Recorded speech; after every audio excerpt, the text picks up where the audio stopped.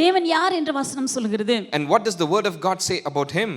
ஏசாயா 63ஆம் அதிகாரம் 7வது வசனம். Isaiah 63 verse 7. இங்கே நம்ம ஒரு வார்த்தையை பார்க்கிறோம். கர்த்தர் எங்களுக்கு செய்தருளின எல்லாவற்றிற்கு தக்கதாகவும் அவர் தம்முடைய இரக்கங்களின்படியும் தம்முடைய திரளான தயவுகளின்படியும் இஸ்ரவேல் வம்சத்துக்கு செய்த மகா நன்மைக்கு தக்கதாகவும் கர்த்தருடைய கிரியைகளையும் கர்த்தருடைய துதிகளையும் நான் பிரஸ்தாபம் பண்ணுவேன்.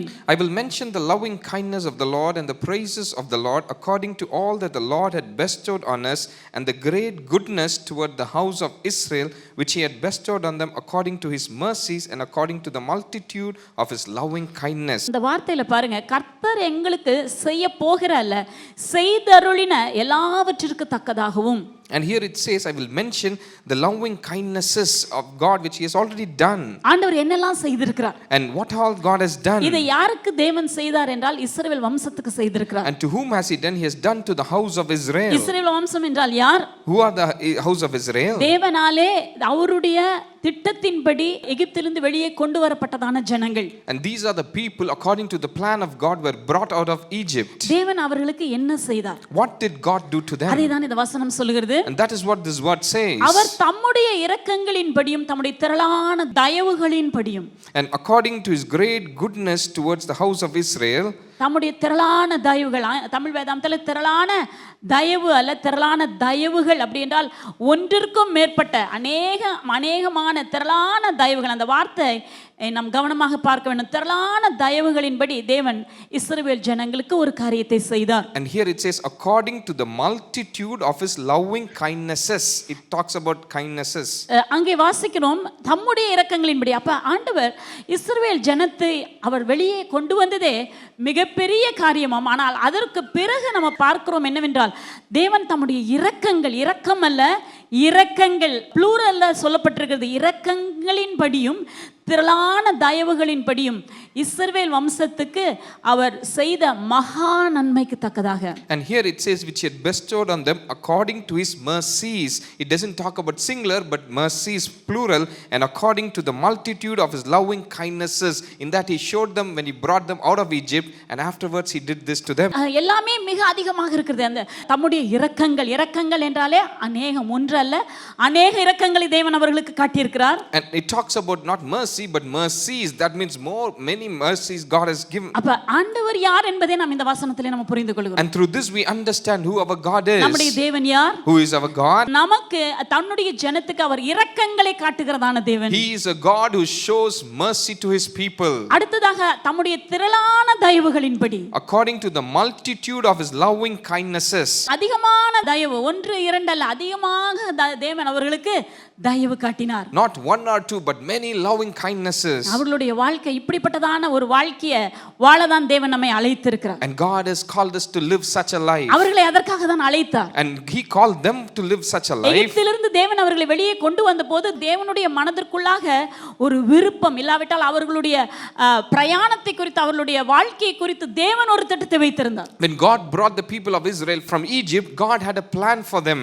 அவர்களுடைய வாழ்க்கை குறித்த திட்டம் தேவனுடைய மனதிற்குள் இருந்தது. And there was a plan in God's mind regarding them. அது வரைக்குமாக ஆண்டவர் அவர்களை வெளியே கொண்டு வருகிற வரைக்கும் அவர்கள் எப்படி இருந்தார்கள்? அவர்கள் கஷ்டப்பட்டார்கள்.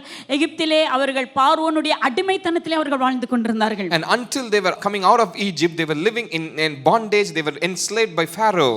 அவர்கள் அதிகமாக அவர்கள் உபத்திரவப்படுத்தப்பட்டு கொண்டிருந்தார்கள். And they were troubled there.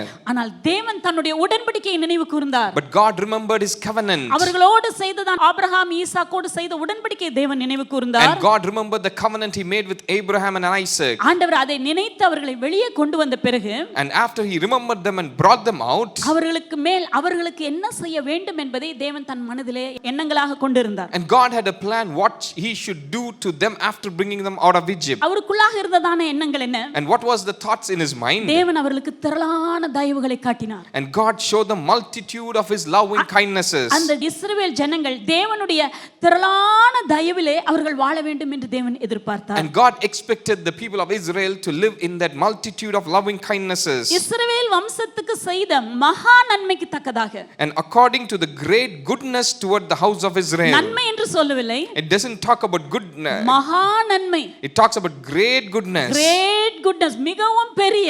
It's great goodness. அப்படியானால் மனுஷனுடைய மனதினாலே இல்லாவிட்டால் வார்த்தைகளினால் அறிவிக்க முடியாத அளவுக்கு தேவன் மகா நன்மையை தேவன் அவர்களுக்கு செய்தார். And God did great goodness to them which cannot be described in words. மகா நன்மையை தேவன் செய்தார். Great goodness God did. அதற்கு ஏற்றார் போல நாங்கள் கர்த்தருடைய கிரியைகளையும் அவருடைய துதிகளையும் நான் பிரஸ்தாபம் பண்ணுவேன். And I will praise of the Lord according to all that the Lord had bestowed on us. இந்த இடத்துல நம்ம வாசிக்கிறோம் ஒரு துதி செலுத்தப்படுகிறதை நாம் பார்க்கிறோம். And here we see a praise being given to God. ஆண்டவருடைய நாமத்துக்கு உரிய துதி செலுத்தப்படுகிறது. And a praise to the name of God. அது எப்படி செலுத்தப்படுகிறது என்றால் தேவன் செய்த சகல காரியங்களையும் அவர்கள் நினைத்து எண்ணி அவர்கள் யோசித்து தேவனை துதிக்கிறார்கள். And how are they praising God? They're remembering all the loving kindnesses of God and thanking him for all the goodness. கர்த்தர் செய்ததான நன்மைகளை அவர்கள் சொல்லி அவர்கள் நான் துதிகளை நான் பிரஸ்தாபம் பண்ணுவேன். And they are mentioning of the goodness of God and praising him. ஆண்டவர் நம்மை எதற்காக அழைத்திருக்கிறார்? Why has God called us? இன்றைக்கு நாம் புரிந்து கொள்ள வேண்டும். And today we need to understand. நம்மை இருளின் அதிகாரத்திலிருந்து விடுதலையாக்கி விட்டார். God has delivered us from the power of darkness. அன்றைக்கு ஆண்டவர் இஸ்ரவேல் ஜனங்களை எகிப்தின் அடிமைத்தனத்திலிருந்து வெளியே கொண்டு வந்தார். In that day God delivered the house of Israel from Egypt's bondage. இன்றைக்கு உங்களை எங்க இருந்து வெளியே கொண்டு வந்திருக்கிறார்? And today from where did he bring us out? இருளின் அதிகாரத்திலிருந்து வெளியே கொண்டு வந்திருக்கிறார். He brought you out of the power of darkness. அன்பின் குமாரனுடைய ராஜ்யத்திற்குள் கொண்டு வந்து விட்டார். Into the kingdom of his dear son. ஒரு புதிய ஆரம்பம் தேவனோடு கூட ஒரு நியூ ஜர்னி உங்களுக்கு ஆரம்பமாக இருக்கிறது. A new journey has begun with Jesus. இந்த புதிய பிரயாணத்திலே ஆண்டவர் உங்களுடைய வாழ்க்கையிலே சில திட்டங்களை உடையவராக இருக்கிறார். And in your new journey God has some plans for you. அந்த திட்டம் என்ன? What is that plan? அதை தான் இங்கே பார்க்கிறோம். That is what we see here. தேவனுடைய மனதிலே என்ன இருந்தது? And what was in the mind of God? கர்த்தர் எப்படிப்பட்ட காரியங்களை அவர்களுக்கு காட்ட விரும்பினார்? And what kind of things God wanted to show them? தம்முடைய இரக்கங்களின்படியும் தம்முடைய திரளான தயவுகளையும் காட்டினார். And he showed them his great mercy and a multitude of his loving kindness. மூன்று காரியங்களை இங்கே பார்க்கிறோம். அவருடைய இரக்கங்களை காட்டினார். And three things we see: his mercies. இரக்கங்கள் என்றாலே இரக்கத்தை தேவன் காட்டும்போது அதிசயங்களையும் அற்புதங்களையும் அவர்கள் கண்டார்கள். And when we say mercies, they saw the wonders and miracle of God. அடுத்ததாக திரளான தயவை ஆண்டவர் காட்டினார். And God showed the multitude of his loving kindnesses. மூன்றாவதாக இஸ்ரவேலுக்கு வம்சத்துக்கு தேவன் மகா நன்மையை செய்தார். And thirdly, great goodness toward the house of Israel.